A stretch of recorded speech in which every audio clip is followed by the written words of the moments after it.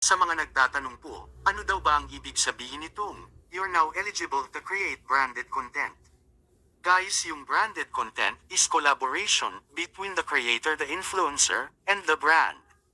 Guys, kapag kayo ay nakatanggap ng notification galing kay Facebook, ibig sabihin po na yan, eligible na kayo makakreate ng branded content. Halimbawa kayo yung influencer at ako yung brand. Kukunin kita para i-promote yung aking mga products. Kailangan mo i-promote sa iyong mga videos yung aking mga products. At ang kapalit, babayaran ka ng company or papadalhan ka ng product and bibigyan mo ng review and i-advertise mo. Ganun guys yung ibig sabihin ng branded content. I-approve kayo ng company para gawin kayo advertiser ng mga products nila. Ito po guys ay isang business partner or collaboration kung saan kailangan mo i-promote ang kanilang product doon sa iyong mga video.